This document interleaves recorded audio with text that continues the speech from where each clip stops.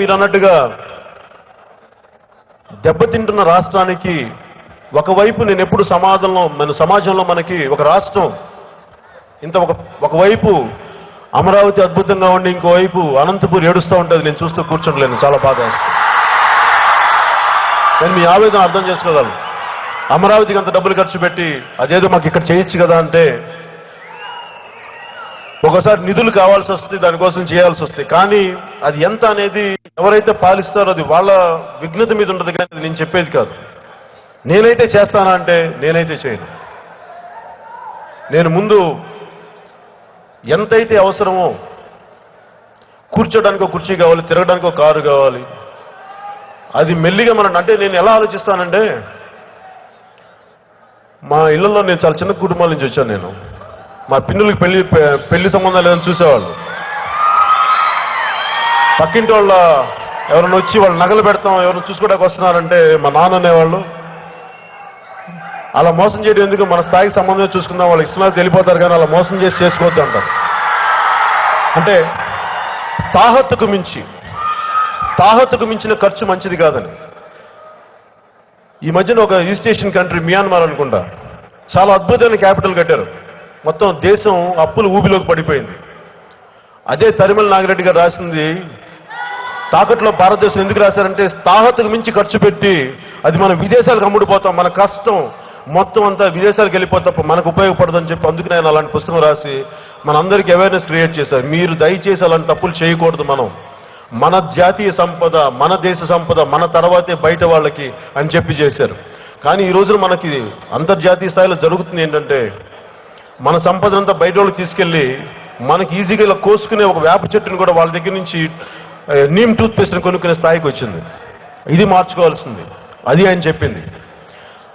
అలాగే అనంతపూర్ నేను దత్తత తీసుకుంటానని నాకు ఒక గ్రామంతో సరిపోదు. నాకు చాలా అత్యాశ. ఒక గ్రామంతో నేను నా దాహం తీరే వ్యక్తిని కాదు. కొంతమందికి భూదాహం ఉంటుంది, ఎన్ని వేల ఎకరాలను వాళ్ళకి సరిపోదు. నాకు ఇంకో దాహం ఉంది, ప్రజా సమస్యల్ని పరిష్కరించాలని ఒక దాహం ఉంది. అది నాకు ఒక గ్రామంతో సరిపోదు. మొత్తం అనంతపూర్, మొత్తం రాయలసీమ, మొత్తం సీమాంధ్ర, ఆంధ్రప్రదేశ్ సమస్యలన్నీ నాకు పరిష్కారం చేయాలి. ఆ దాహం అయితే నాకు దానికోసం నేను పాటుపడడానికి ఎప్పుడు సిద్ధంగా ఉంటాను. అదే నన్ను తీసుకొచ్చిన రాజకీయాల్లోకి. అలాగే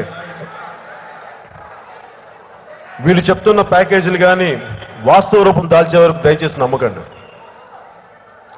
మనకు నేను ప్రశ్న అడుగుతున్నానంటే ప్రశ్నిస్తామని వచ్చామంటే అందరూ నన్ను అడుగుతారు, ప్రశ్నిస్తా అన్నావు కదంటే నేను ఒక్కనేనా? మీ అందరూ ప్రశ్నించకూడదు, నేను ఒక్కనే ప్రశ్నించాలా? మీరందరూ ఏం చేస్తారు, ఖాళీకి చేతులు కట్టు కూర్చుంటారా? నేను ఒక్కనే కూర్చోవాలా రోడ్డు మీద? మీరు రారా? రండి మీరు కూడా. ఒక తప్పు జరుగుతున్నప్పుడు దానిని మనం ప్రశ్నించకపోతే అది ఒక అలవాటు అయిపోద్ది. మనం ఖాళీగా చేతులు ముట్టు కూర్చోవలసి వస్తుంది. ఒక ఆడపిల్లని 10 మంది ఏడిపిస్తున్నప్పుడు మొదటిసారి వాళ్ళని చెప్పు తీసుకొట్టకపోతే అది వేరే స్థాయికి వెళ్ళిపోతుంది. అందుకే నేను అవిని నమ్ముతాను. అందుకనే ఆదిలోనే మొగ్గలోనే తుంచేయాలి ఏ సమస్య అయినా సరే. అలాగే ఈ రోజు నేను పదే స్పెషల్ స్టేటస్ గురించి మాట్లాడుతున్నానంటే మీరు డబ్బులు ఇస్తే ఇవ్వండి, ఇవ్వలేకపోతే ఇవ్వలేమని చెప్పండి. అంతేగాని మనకేదో తెలివితేటలేనట్టుగా, మనం ఏదో చేతగాని వాళ్ళలాగా, మనం ఏదో వాజమ్మల్లాగా, దద్దమ్మల్లాగా ప్రభుత్వాలు మాట్లాడితే ఎట్లా, కేంద్ర మంత్రులు మాట్లాడితే ఎట్లా? మా అందరూ తెలుస్తున్న వాళ్ళు మోసం చేస్తున్నారని. నేనేమంటానంటే ఇవన్నీ మీ ఓట్ల కోసం కదా, మీకు ఓట్లు వేయం. మీరు ఎలాంటి మోసాలు చేస్తే మేము ఓట్లు వేయం, మీకు నిలబడం మేము అండగా. కానీ దయచేసి మోసం చేయకండి. పిల్లల ఆత్మగౌరవాలని, భావితరాల ఆత్మగౌరవాన్ని దెబ్బతీయకండి. అదే నేను వాళ్ళకి చెప్పదలుచుకుంది.